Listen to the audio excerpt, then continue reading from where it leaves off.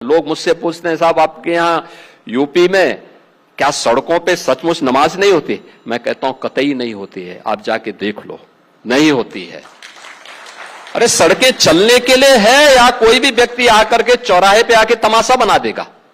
पूरा देश जानता है कि यूपी में अगले साल चुनाव है और उस चुनाव से ठीक एक साल पहले एक बार फिर से राजनीति हिंदू मुसलमान की ओर जाती हुई नजर आ रही, जिसमें नमाज और अजान जैसे जिक्र होने शुरू हो चुके हैं। यूपी की सियासत में योगी आदित्यनाथ ने एक बार फिर से सड़क पर नमाज वाला मुद्दा गरमा दिया है। योगी ने बकरीद से ठीक पहले कह दिया है कि सड़कें आवागमन के लिए हैं साहब, तमाशे के लिए नहीं।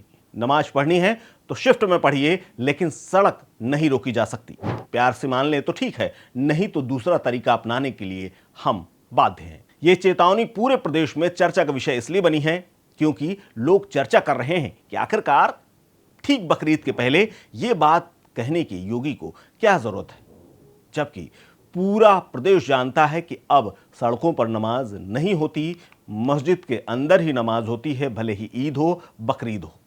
लेकिन यह अचानक बयान इतना चर्चा में क्यों आ गया? क्या वाकई में जानबूझ करके इसको गरमाने की कोशिश की जा रही है? जबकि जब से यानी साल 2017 से योगी सरकार आई है तब से सड़क पर नमाज लगभग बंद है, यहां तक कि ईद पर भी नहीं होती।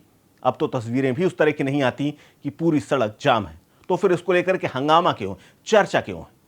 दरअसल ये पूरा मामला योगी ने यूं ही नहीं उठाया, लोग इसको सीधे तौर पर साल 2027 से जोड़ करके देख रहे हैं। राजनीतिक विश्लेषक भी इस बात को लेकर के कह रहे हैं कि योगी का ये बयान कोई नया नहीं है। इसके अलावा योगी जब भी कोई बात कहते हैं उसके पीछे तमाम बातें होती हैं। ऐसे में बात यह भी है कि क्या तीसरी बार योगी आदित्यनाथ अब नमाज और अजान के भरोसे ही चुनाव में उतरेंगे, या फिर उनके पास फिलहाल कोई गर्मा गर्म दूसरा मुद्दा नहीं है जिसके आधार पर चुनाव का गुणागणित समझाया जा सके और जनता का वोट लिया जा सके। दरअसल सड़क पर नमाज वाली बात नई नहीं है। साल 2017 में ही आपको एक बार फिर से याद दिला दूं कि सार्वजनिक स्थानों पर सीधा आदेश है, पुलिस इसके लिए बाकायदा ताकीद करती है और हर किसी भी इवेंट से पहले मस्जिद के बाहर पुलिस खड़ी हुई मिलती है। और शुक्रवार को तो इस बात के लिए पूरी तरह से सख्ती से आदेश हैं कि सड़क पर नमाज नहीं होनी चाहिए। इसीलिए आपको अक्सर सड़क के किनारे बनी हुई मस्जिदों पर पुलिस खड़ी हुई नजर आ रही होगी, वो भी इसका पालन कराने के लिए। इसको लेकर के सरकार पहले से ही अडिग है। लाउड स्पीकर पर अजान हो ही नहीं रही। अवैध कब्जे और ट्रैफिक बाधा जैसे मुद्दे पिछले काफी दिनों से गायब है। लेकिन योगी आदित्यनाथ ने एक शहर का जिक्र किया। योगी ने कहा कि बरेली में ऐसी कोशिश की गई थी, कुछ लोग आए थे और उन्होंने कहा था कि हमें सड़क पर नमाज पढ़ने की इजाजत दी जाए क्योंकि हमारे लोग ज्यादा हैं। तो योगी ने स्पष्ट कर दिया कि जनसंख्या में कंट्रोल करिए। दरअसल सीएम योगी ने यह भी स्पष्ट किया है कि यूपी में यह प्रथा पहले से ही लगभग समाप्त हो चुकी है। सड़कें आम नागरिकों, व्यापारियों और यातायात के लिए, कोई भी धर्म के नाम पर सार्वजनिक सुविधा पर कब्जा नहीं कर सकता। उन्होंने जनसंख्या नियंत्रण जैसा इसी पूरी स्पीच में अप्रत्यक्ष रूप से जगह की कमी का जिक्र करते हुए तंज भी कस दिया।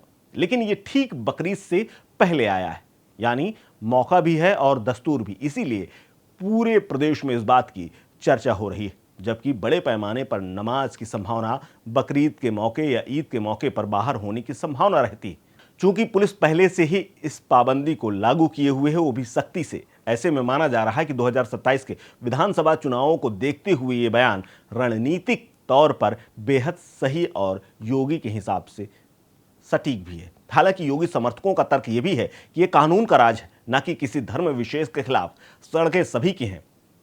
हिंदू त्योहारों पर भी तो देखिए हम लोग अनुशासन बरतते हैं। योगी की छवि मजबूत नेता की है जो कि विकास, सुरक्षा और जो समान कानून पर जोर देते हैं। यह बयान उनके कोर वोटरों जो कानून व्यवस्था और सबका साथ सबका विकास लेकर के चलने की बात कहते हैं। लेकिन आपको बता दें कि साल 2024 की लोकसभा चुनाव के जो परिणाम आए थे, जिसमें बीजेपी जाति और विकास के साथ हिंदुत्व के एजेंडे को तरोताजा रख करके कोशिश कर रही थी, लेकिन वहां पर सीधे बीजेपी की सीटें आधी आ गई।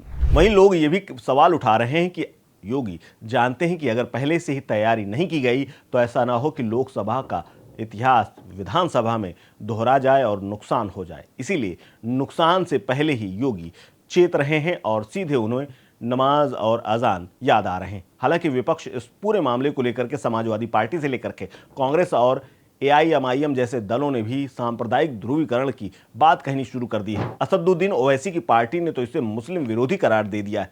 हालांकि विपक्ष ने एक तर्क और दिया है कि कांवड़ यात्रा जैसी बड़ी हिंदू यात्राएं भी सड़कों पर ही होती हैं, वो क्यों बंद नहीं होती, फिर नमाज में सख्ती क्यों है? ये अल्पसंख्यक वोट को एकजुट करने का प्रयास है। हालांकि इसके इतर एक और तस्वीर है। वास्तविकता यह है कि इन दोनों के बीच में योगी का शासन शैली हमेशा से जीरो टॉलरेंस पर आधारित रही है, चाहे माफिया हो, अवैध निर्माण हो या फिर ट्रैफिक के नियम।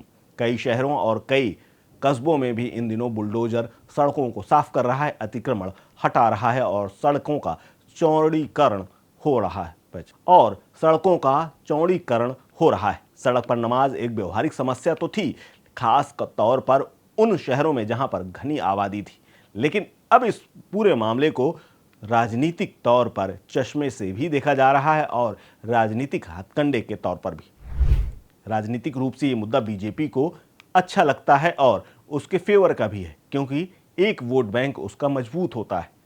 मुस्लिम तुष्टीकरण के आरोप से तो वो बचती ही है, इसके अलावा विकास और कानून व्यवस्था जैसा नैरेटिव मजबूत करने में बीजेपी को सबसे बड़ा फायदा होता है। फिलहाल आपको क्या लगता है, क्या वाकई में चुनाव से ठीक पहले मुसलमानों नमाज अजान का नाम लेकर के योगी ने इसी मुद्दे की ओर चलना शुरू कर दिया है? 2027 का चुनाव क्या एक बार फिर से हिंदू मुस्लिम वाली बातों और एजेंडों पर ही होगा? शेयर कीजिए अपनी राय, अपना ओपिनियन हमारे साथ। आप देख रहे हैं स्टेट मिरर।